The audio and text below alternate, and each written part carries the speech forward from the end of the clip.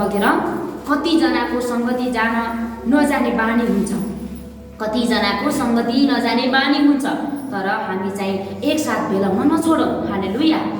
प्रभुले के भन्नुभएको छ? कतिजनाको सङ्गति नजाने बानी हुन्छ हो, तर हामी एकसाथ भेला हुन नछोडौँ। तपाईँले शनिबार काम गर्नुभयो भने सधैँ तपाईँलाई काम परिआउँछ, यो ग्यारेन्टी हो, लेखेर राख्नुहोस्। तपाईँले शनिबार काम गर्नुभयो भने सभा दिनमा त्यो सधैँ काम आउँछ र तपाईँलाई सधैँ चर्च आउन रोक्छ त्यो कामले। एक दिन मात्रै शनिबार तपाईँले काम गर्नुहोस् न, तपाईँलाई सधैँ दिन चर्च आउनु त्यो कामले रोक्छ र काम आइपर्छ, तपाईँ चर्च आउन सक्दैन। त्यही भएर भनेको प्रभु वचनले शनिबार काम नगर भनेर, आफ्नो कमाएर पनि काम नगरा भनेर त्यसतिर भनेको हो। जब येशू ख्रीष्टलाई विश्वास गर्यौँ हामीले, जुन दिन हामी राम्रोसँग ख्रीष्ट परिवारमा बाँच्यौँ, सिन्मामा चर्च स्थापना भयो, त्यहाँदेखि शुक्रबार नै सबै कुरा, जोत्ने कुराहरू, छर्ने कुराहरू, लगाउने कुराहरू, काट्ने कुराहरू, नुहाउने धुने कपडा धुने सबै शुक्रबार। शनिबार बिहान उठेर गाईगोरुलाई धन्यवाद गरेर चर्च जाने ढोका लाग्यो। अहिलेसम्म पनि हामीहरूको परिवारमा शनिबार चर्च नगएको कुनै पनि रेकर्ड छैन, कि एक दिन काम गरेको कुनै रेकर्ड छैन। तपाईँले खोज्नुहुन्छ भने जस्तै आधी आओस्, जस्तै हुरी आओस्, मैले भने नि तपाईँलाई, शनिबार तपाईँले खेत रोप्नु भयो भने शनिबारै तपाईँलाई अर्को दिन काम पऱ्यो हुन्छ, तपाईँलाई शनिबार रोक्छ त्यो आउनलाई। तपाईँले शनिबार तरकारी लगायो भने त्यो शनिबारको दिन अर्को शनिबार दिन अर्को काम आइदियो, तपाईँले चर्च आउनै दिँदैन। तपाईँले एक शनिबार मात्रै तपाईँले मिस गर्नु न, तपाईँले अर्को शनिबार अर्को काम आइपुग्छ, तपाईँलाई चाहिँ वर्षौँसम्म तपाईँको काम सकिँदैन, तपाईँ शनिबार चर्च आउनै सक्दैन। बुझ्नुभयो? कुरा बुझ्नुभयो? शनिबारको दिन कसैले तपाईँलाई खेताला भन्यो होइन, कसैले तपाईँलाई खेताला भने बुझ्नुहुन्छ, पूर्वतिर खेताला भन्छन्, यहाँ चाहिँ बाउरी भन्छन् होइन। काम गर्न बोलायो शनिबार तपाईँलाई, कतिजनाले मेला पनि भन्नुहुन्छ, दोलखातिर चाहिँ मेला भन्नुहुन्छ, अहिले तराई चाहिँ खेताला, यतातिर बाउरी है, हाम्रो सल्यान पश्चिमतिर बाउरी, उतातिर दोलखातिर चाहिँ मेला जाने भन्दो रहेछन् है। अनि अलि तराईतिर चाहिँ खेताला जाने भन्छन् कि, यो बाइबलमा चाहिँ खेताला भनेको छ कि। तपाईँ शनिबार कसैको तपाईँ काम गरेर जानुहोस् न, तपाईँलाई अर्को दिन त्यस्तै काम परेको हुन्छ।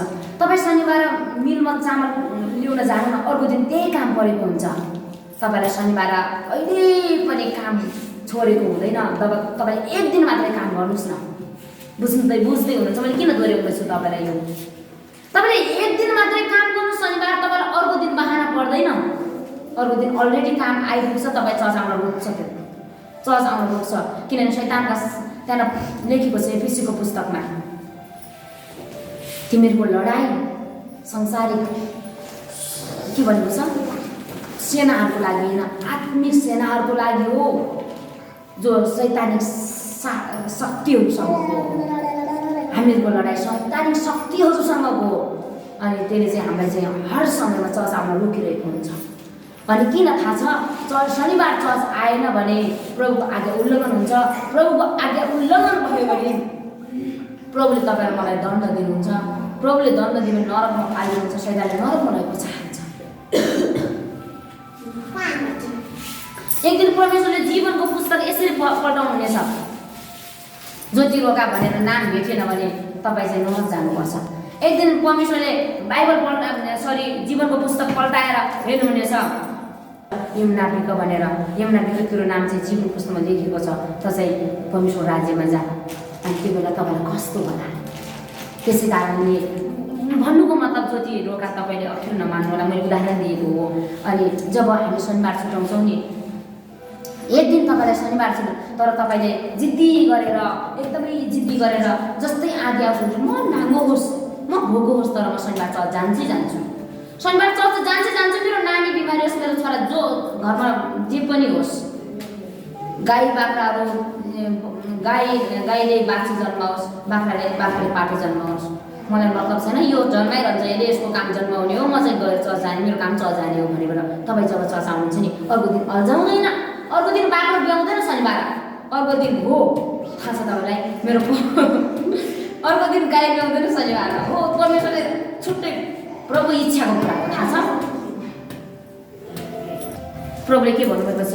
आज तपाईँ र मैले शनिबार छोड्नेहरूलाई आज खबरदारी परमेश्वरले व्यवस्थाको पुस्तकमा आज ल्याउन जाउँ त। व्यवस्थाको पुस्तक 5 अध्यायमा के भनेछ? 6 दिनसम्म परिश्रम गरेर आफ्ना सबै काम गर्नु। 6 दिनसम्म गर्ने सबै गर्नु, काम गर्नु, धन्दा गर्नु, सबै नुहाउनुहोस्, गाउनुहोस्, सब कुरा गर्नुहोस्। गाई बाख्रालाई घाँस तपाईँ जब सुन्नुहोस्, जब शनिबार आएको हुन्छ बिहानै उठेर घाँस काट्न गएको थिएँ म त, शैतानले काम देखाइदिहाल्यो। जब शनिबार शुक्रबारसम्म मान्छेले जुम्रो हेरिबस्या हुन्छ हो कि होइन, हाडी गाडी बस्या हुन्छ हो। मैले कतिचोटि देखाएको छु, प्रिय तपाईँले अप्ठ्यारो नमान्नु होला। कति दिन शनिबार 1 घन्टा, शुक्रबारसम्म मान्छे सुतेर 1 घन्टा सुतेर बसिरहेको हुन्छ, कोसँग भएको नभएको कुराहरू गरेर बसिरहेको हुन्छ। जब शनिबार बिहान आउँछ नि 4 बजे घाँस काट्न गएको हुन्छ, घाँस काट्न जाँदाखेरि यहाँ रुखमा चढ्न सकेन, घाँस झार्दा छिपन्दै 9 बजीको घर आउँदा भएको हुँदा 10 बजी हो, चढाउने भएन। बुझ्नुभयो कुरा? परमेश्वरले के भन्नुभएको छ? व्यवस्थाको पुस्तक 5 अध्यायको 13 मा 6 दिनसम्म परिश्रम गरेर आफ्नो सबै काम गर्नु, तर 7औं दिन प्रभुले तिमीहरूका परमेश्वरको निम्ति सब्बात हो। यसमा तिमीहरूले के काम नगर्नु? आफ्ना छोराछोरी, कमारी, गोरु, गधा, कुनै पशु, हर सहरभित्र भएको परदेशी पनि तिम्रो त्यसले केही काम नगरोस्। आफ्ना कमारीले पनि तिनीहरूसँग विश्राम गर्नुपर्छ। अरू त पुरै छोड्नुहोस्, हाम्रो घरमा कुनै हामीले कमाया राखेको छौँ भने पनि, विदेशीहरू राखेको छ भने पनि काम नगर्न त्यो दिनहरू। आज धेरैजना विदेश मान्छेहरू विदेश जान्छन् कामै गर्न, पैसा कमाउनको लागि जान्छन्, तर भन्छ नि त मलाई आइतबार छुट्टी छ, मलाई हप्तामा एकचोटि छुट्टी छ भनेको उनीहरूले विश्राम गरेको दिनमा कुनै काम गर्न भनेको। बुझ्नुभयो? आज कस्तो हाम्रो प्रभु हेर्नु त परमेश्वरले भन्नुभएको छ। त्यही भएर मैले भन्छु 6 दिनसम्म तपाईँले गाई जोत्नु छ, छर्नु छ, निपल्नु छ, कलाउनु छ, खेतमा जे पनि तरकारी लाउनु छ, त्यो बाँस काट्नु छ, आँगन बनाउनु छ, पोत्नु छ, घर जे पनि गर्नु छ, शुक्रबारसम्म गर्नुहोस्। सबै गर्ने, धान कुटाउने, मिल जाने, पिस्ने, कुट्ने सबै तपाईँले के गर्नुहोस्? शुक्रबारसम्म गर्नुहोस्। नानीलाई नुहाइदिने, कपडा धोइदिने सबै शुक्रबार। नानीले छिटो नानी स्कुल आएछ, स्कुलबाट चाँडै आउँछ, म तेरो कपडा धोइदिन्छु, रातिको 8 बजी तर कपडा धोइदिनुहोस् नानीको शुक्रबार। अनि सबै कुराहरू राम्रोसँग शुक्रबार दिने सबै कुरा मिलाउनुहोस्। शनिबार उठेर धन्यवाद दिनुहोस्, अनि गाई बस्तुलाई धन्यवाद गरेर आफूले खाने कुराहरू पकाएर अनि अब 9 बजे बित्तिकै चर्चमा हिँड्नुहोस्।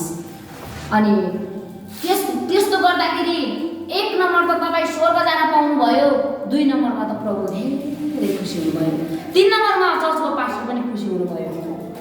3टा कुरा फाइदा हुन्छ। मेन कुरा तपाईँ स्वर्ग राज्यमा जान पाउनुभयो, दोस्रो कुरा प्रभु खुसी हुनुभयो तपाईँलाई देखेर, तेस्रो कुरा पास्टर पनि तपाईँलाई देखेर खुसी हुने। यो त नियमित चर्च आउँछ, यो राम्रो छ, विश्वास गर्ने हुन्छ। हालेलुया। जब चर्च आउँदैन भनेपछि त्यसको लागि खासै त्यो परमेश्वरले त्यो व्यक्तिलाई चाहिँ इच्छा गर्नु हुँदैन हो, किनभने आज्ञा भनेको मान्ने छोरालाई मात्रै बाउले राम्रो मान्छ, आमाले राम्रो मान्छ हो कि होइन? भनेको नमान्ने छोराछोरीलाई मान्छ? यसले भनेकै मान्दैन, अटेरी छ, जेसुकै जाओस् यो भन्नुहुन्छ। अनि भने चाहिँ प्रभुले पनि जतासुकै जाओस् भने चाहिँ नरक पनि जाओस्। प्रभुले त्यसो भने चाहिँ के हुन्छ तपाईँ र मलाई? जस्तो सुकै आँधीहुरी आओस्, घरमा सिमानले कुटोस्, तपाईँको सासुले तपाईँलाई लखेटोस्। सासु छ कि छैन तपाईँको? तपाईँको बुवाले तपाईँलाई कस गरोस्, चिन्ता नगर्नुहोस्। तर अनि शनिबार घाँस काट्न नजानुहोस्, शुक्रबार दिन काटेर आउनुहोस् कि शनिबारकै दिन बिहे परे हुन्छ, शनिबारकै दिन कसैको बच्चाको भात खुवाउने परे हुन्छ, शनिबारको दिन सबै कुरा आफ्नो छिमेकीको घरमा अनि सगाइ लाग्न परेको हुन्छ।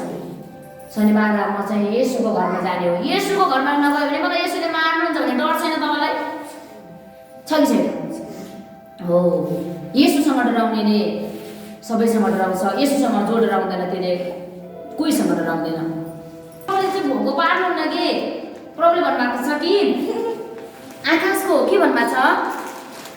आकाशको चराचुरुले न त छन्छ न त खान्छन्, तिनलाई परमेश्वर पाउनुहुन्छ भने तपाईँको त कति ठुलो छ भने चाहिँ प्रभुले खाना दिनु हुँदैन। शनिबारको दिनमा तपाईँले प्रभुको डर मान्ने मान्छेले शनिबार कहिले चर्च छोड्दैन। हालेलुया। परमेश्वरसँग येशूसँग को डराउँछ विषयमा भर पर्छ शनिबार सत्सङ्ग आउनुमा।